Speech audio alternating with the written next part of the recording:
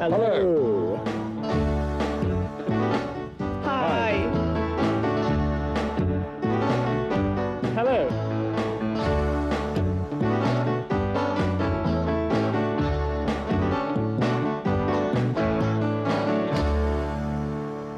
Hello, friends. Welcome again to That's English. In this unit, we're going to talk about... what are we going to talk about, Sarah? Sarah, are you deaf? That's not politically correct language. The politically correct term for deaf is orally challenged. Sorry, I don't understand. La forma políticamente correcta de decir sorda es orally challenged, que literalmente significa con un desafío auditivo. ¿Quieres explicarme de una vez qué es eso de la corrección política en el lenguaje? La corrección política en el lenguaje consiste en evitar los términos discriminatorios u ofensivos. Por ejemplo, ugly. The politically correct term for ugly is cosmetically different. Hey, what do you mean, eh? I'll give you some more examples in today's documentary. It's about political correctness, and this is a dictionary of politically correct language. Let's watch it then. But first we have to tell our viewers the questions they will have to answer after watching the documentary. The first question is, which are the usual words for the following politically correct expressions? A sun person, a horizontally challenged person, and a vertically challenged person. Another question is, which of the following groups started the idea of politically correct language? Single parents, women, disabled people, gay people, or immigrants? And finally, which is Mrs. Main's example of politically incorrect language for women? And now, let's watch our out and... About.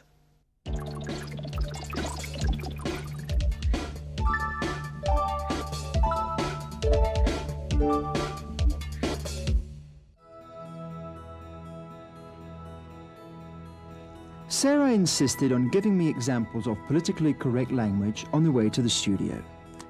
Listen, Gary, how would you describe the physical aspect of that man who's coming towards us? The man in grey clothes with glasses? A short man. No. The politically correct term is a vertically challenged person. And what's the politically correct term for that funny-looking fat jogger? He's a horizontally challenged man. Sarah, I don't think I'll ever be able to use politically correct language. Don't give up, Gary. Let's see. How would you describe the colour of that woman with the shopping bags? She's a white woman. No. According to the Dictionary of Political Correctness, you must say a non-coloured person.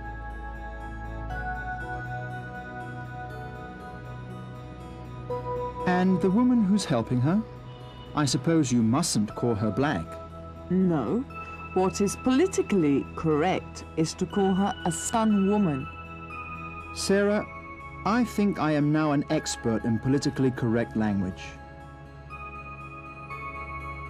Can you see that happy man with the beer can in his hand? The drunkard, you mean? No. He's not a drunkard. He's just a beer gourmand. Very funny, Gary, but wrong. The correct term is chemically inconvenienced. I don't think you're taking this subject seriously, Gary. Although political correctness might sometimes overdo things a little bit, it has very positive aspects. Sarah was convinced I hadn't understood it very well and took me to the offices of The Guardian, where we interviewed Mr. Page, who is responsible for making sure that the articles are written in politically correct language. Could you please describe what politically correct language is? Well, I suppose it's showing sensitivity to certain groups who feel that they're disadvantaged or haven't been given a fair showing in the press or in magazines or in the media generally. When and how did the idea of a politically correct language start? I mean, I suppose it's emerged over something like the last 15 to 20 years, and much more strongly in the last 10 years as groups, I mean, women, gays, disabled people, handicapped people, have made their case much more vigorously and asked for the media to take their interests into account. Mr. Page's explanations convinced Gary. That's why I took Sarah to interview Mrs. Anne Main, a feminist. Women are one of the groups that historically have suffered the abuse of discriminatory language. We asked her why it's important to use politically correct language when referring to women. It is very important to use what you call politically correct language because it is important to treat women with respect and to give them their full rights as human beings and not to speak about them in a degrading way. Could you give us some examples of politically incorrect language in relation to women?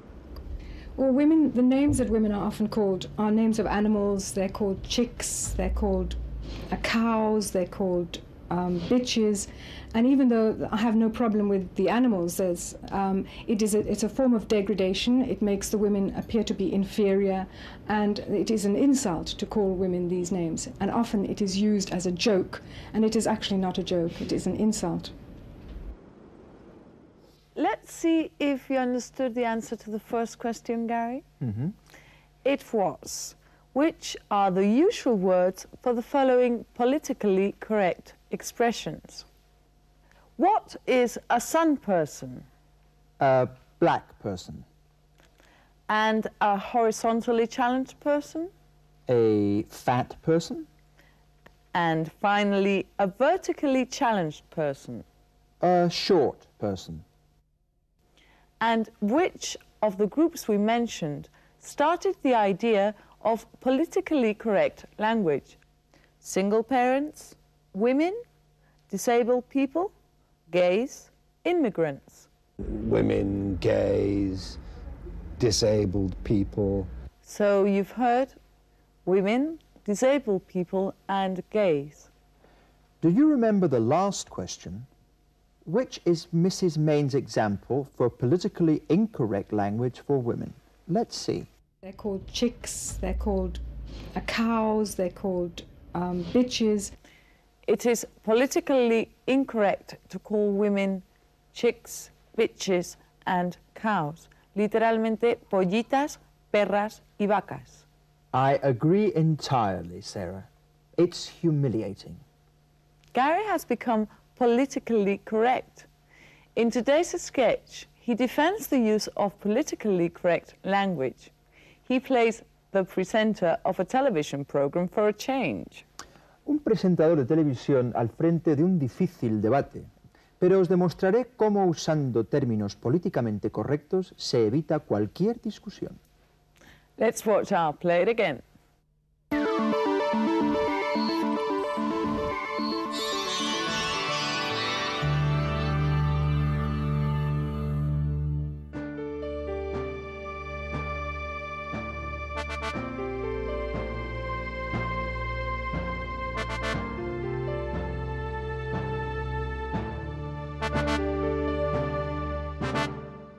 Hello and welcome.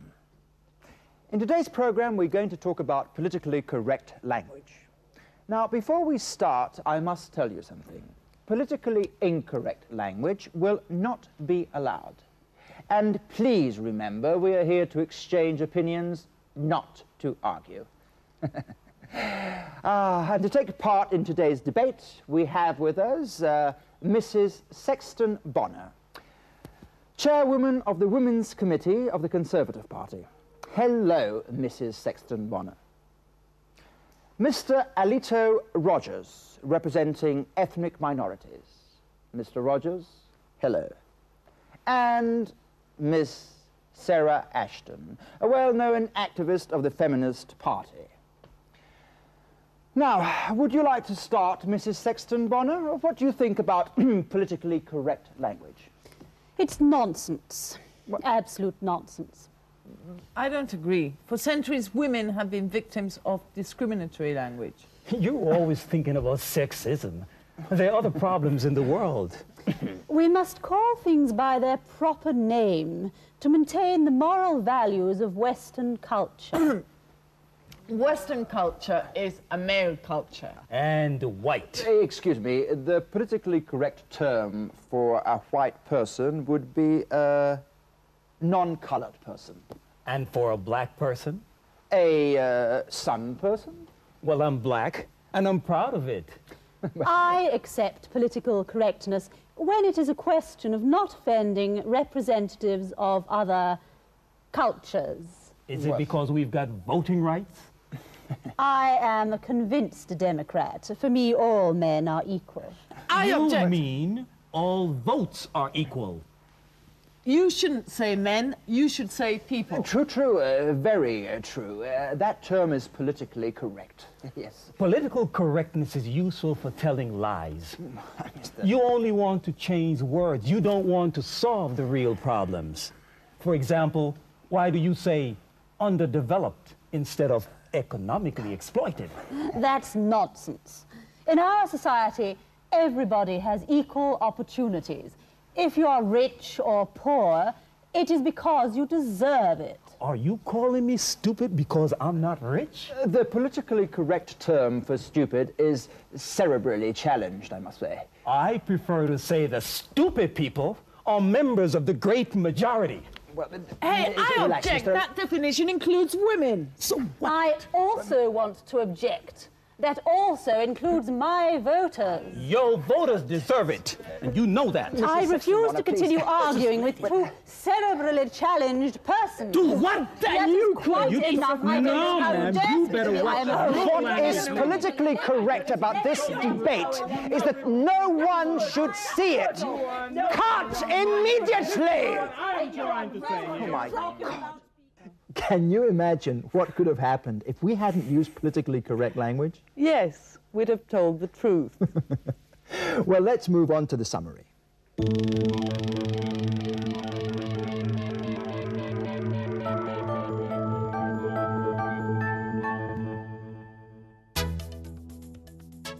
En esta unidad hemos aprendido algunas expresiones políticamente correctas, como woman friend, chairperson, police officer, business people, Ms. También hemos aprendido a utilizar el estilo indirecto. Por ejemplo, I told her that I loved her. She said that I was handsome. Y a expresar obligación y permiso, como he made me do it, she let me use her car, Tom isn't allowed to open the door for Tanya. Y a indicar el uso de un objeto. I use it for opening tins. And this is the end of today's program. We just want to say goodbye. And we'd like to do it in a politically correct manner. Gary, what's the politically correct term for stupid? Oh, I know that one. Cerebrally challenged. Excellent. Well, I just wanted to say goodbye to you until the next program. Ha, ha, ha. Bye, friends.